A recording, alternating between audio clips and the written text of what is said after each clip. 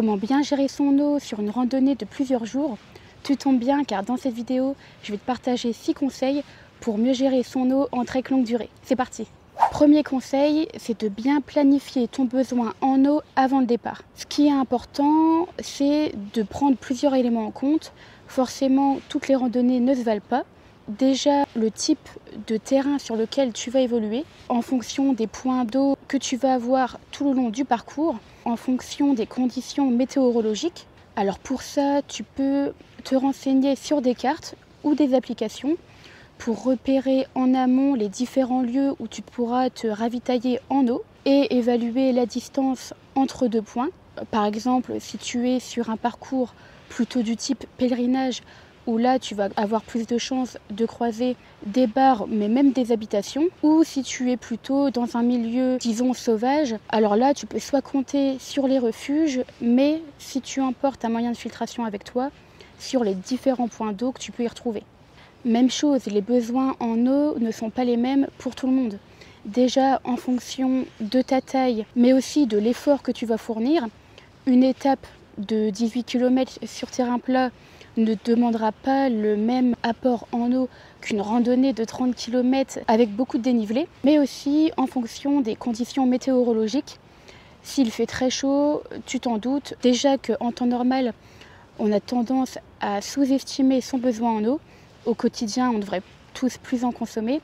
Mais alors quand il fait chaud et qu'en plus de ça, on est dans l'effort et qu'en plus de ça, on a du poids sur le dos, alors là, ça peut très vite monter. Ça peut passer de 1,5 litre en eau à 3 voire 4 litres. D'où l'importance de bien planifier son besoin en eau en amont. Ce sera plus facile aussi pour gérer les ravitaillements. Petit conseil, il est important de savoir que certaines sources en eau peuvent être saisonnières.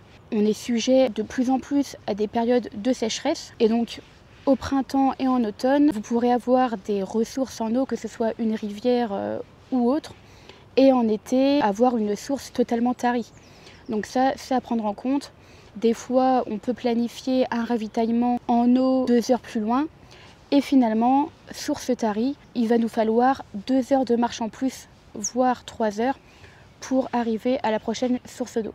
Même chose si tu bivouaques, quand tu fais ton ravitaillement en eau, notamment en fin d'étape, veille bien à avoir suffisamment d'eau pour toi le soir au camp, mais aussi le lendemain matin jusqu'à la prochaine source de ravitaillement. Deuxième conseil, veille à emporter avec toi des moyens de purification. Et oui, justement, pour éviter de dépendre d'eau forcément potable, donc sur des chemins qui traversent pas mal de civilisations, là tu peux te permettre de n'emporter qu'une gourde simple avec toi. Mais si tu es en milieu sauvage et que les habitations ou les bars peuvent se faire rares, je te conseille d'emporter quand même avec toi toujours un moyen de purification d'eau. Il existe plusieurs systèmes. Par exemple, tu peux soit opter pour la gourde filtrante, mais tu as aussi des pailles filtrantes, etc. Autre moyen de purification, ça je trouve que c'est toujours bien de l'avoir dans sa trousse de secours, c'est les pastilles de micro-pur. Donc ça c'est vraiment à utiliser en cas d'urgence parce que ça ajoute un petit goût pas très agréable à l'eau et c'est pas top pour la santé. C'est un comprimé de micro-pur que tu peux obtenir en pharmacie. Tu mets un petit comprimé dans 1 litre d'eau, tu attends entre 30 minutes et 1 heure. Et au bout de ces 1 heure, l'eau est potable et tu peux la consommer. Si tu bivouaques et que tu veux emporter avec toi un réchaud à gaz, tu peux aussi choisir de faire bouillir ton eau. Mais bon, là, ça demande un peu plus d'organisation, même pour s'arrêter sur le chemin. Et surtout, ça demande aussi d'avoir 2 récipients. Parce que si tu prends dans ta gourde une eau non potable, que tu la mets dans un trop petit récipient, alors là, tu ne pourras pas mélanger les 2 eaux. Le moyen le plus sûr, ça reste quand même les moyens de filtration comme les gourdes ou les pailles. En cas d'urgence, tu as les micro-purs et tu peux aussi faire bouillir ton eau si tu préfères et si tu as le temps. Conseil numéro 3, emporte suffisamment d'eau avec toi au départ de ton étape. Et oui, le meilleur moyen de gérer, c'est déjà d'emporter avec soi assez d'eau pour pouvoir gérer au moins ton étape. Comme ça évite de dépendre de trop de points de ravitaillement. Il vaut mieux emporter avec soi un peu trop d'eau que d'en manquer et de se retrouver dans des situations où justement on est obligé de se tourner vers une eau trop trouble ou tout simplement de rater un point de ravitaillement et de souffrir de déshydratation. À chaque étape et à chaque début de journée, veille à emporter avec toi une bonne quantité d'eau. Comme je t'ai dit dans le point numéro 1, certains points de ravitaillement peuvent être taris, même si la course à la légèreté est légitime et a beaucoup de bénéfices pour le plaisir de la randonnée. L'eau, c'est un point qu'il ne faut pas négliger, donc veille toujours à en emporter suffisamment avec toi au départ et à ne pas sous-estimer tes besoins en eau.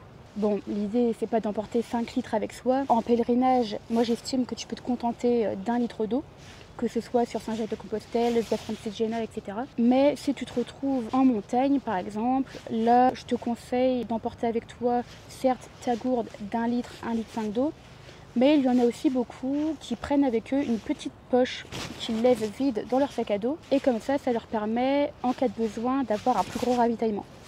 Conseil numéro 4, bois régulièrement et même quand tu n'as pas soif. Dans la vie de tous les jours, on a tendance à ne pas boire assez, et notamment lorsque l'on est dans l'effort, il ne faut pas hésiter à boire au moins toutes les 20 minutes des petites gorgées d'eau. Ça, c'est vraiment pour être sûr. Et encore une fois, ça va dépendre des conditions météorologiques et du terrain que tu vas emprunter. Forcément, si tu es dans l'effort, en plein dénivelé, sous une chaleur de plomb, tu vas vite ressentir le besoin de t'hydrater. Mais par exemple, si tu es sur terrain plat et qu'il ne fait pas trop chaud, alors là, tu peux pousser jusqu'à ta prochaine pause, toutes les 2h30 maximum, même si tu n'as pas forcément soif. Ça peut éviter pas mal de problèmes, comme par exemple des crampes, voilà, qui sera difficile à gérer. Conseil numéro 5, ça se rapproche un peu du conseil numéro 4, c'est de bien surveiller les signes de déshydratation. Comme on l'a vu, il y a des fois où les sources de ravitaillement peuvent se faire rares. Et dans ce cas-là, si on a mal assuré le ravitaillement d'avant, on peut se retrouver contraint de se restreindre sur sa consommation d'eau. Et alors là, on peut très vite être déshydraté. Donc là, comme tu peux le voir autour de moi, j'ai un temps plutôt clément. Je ne souffre pas trop des éléments extérieurs en ce qui concerne la déshydratation. Mais en fonction du terrain et surtout de la chaleur, on a des étés de plus en plus chauds. Là, il faut vraiment être très vigilant et surveiller les premiers signes de déshydratation. Si tu es un peu restreint en eau et que tu sens que la prochaine source de ravitaillement est encore loin et que tu peux, si tu croises par exemple une habitation, à demander de l'eau, n'hésite pas à demander de l'aide autour de toi. Je l'ai fait plusieurs fois sur la Via Francigena ou lors d'autres randonnées.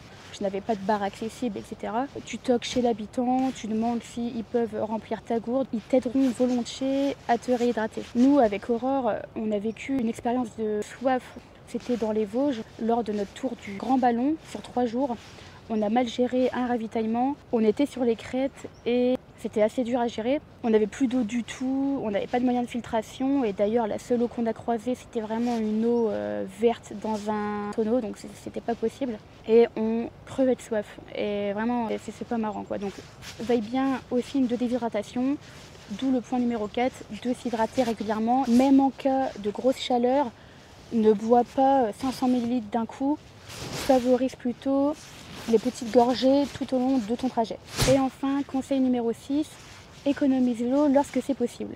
Comme on vient de le voir, il vaut mieux s'hydrater à petites gorgées et à petite dose tout au long de ton trajet plutôt que de boire 500 ml d'un coup, parce que ça, si tu bois autant d'eau d'un coup, c'est une eau qui va plutôt aller dans la transpiration ou dans les urines plutôt que dans tes fonctions vitales. Et pareil, si à un moment tu déjeunes, fais attention de ne pas user trop d'eau pour le lavage de mains par exemple, ou pour la vaisselle, essaye de trouver des petites astuces. Souvent, on a tendance à y aller de bon cœur avec l'eau, mais l'eau, c'est vraiment essentiel de la gérer correctement et de ne pas la gaspiller. Je m'adresse à ceux qui bivouaquent aussi. Veillez bien à gérer votre eau tout au long de la nuit sur votre camp le soir pour en conserver le lendemain matin. Alors non seulement pour votre réveil, mais aussi pour tout le temps de marche qu'il vous faudra pour arriver au prochain ravitaillement d'eau. Et voilà, c'est la fin de cette vidéo. Je t'ai partagé 6 conseils pour mieux gérer ton eau en randonnée. Si cette vidéo t'a plu, n'hésite pas à mettre un petit pouce bleu juste en bas de la vidéo, à t'abonner pour ne rien rater. N'hésitez pas aussi à me dire, vous, comment vous gérez votre eau en très longue durée. Il y a des astuces qui peuvent être sympas et c'est toujours sympa de partager ses connaissances. N'oubliez pas de sortir nature, c'était Émilie. Moi, je vous dis à très vite. Bye.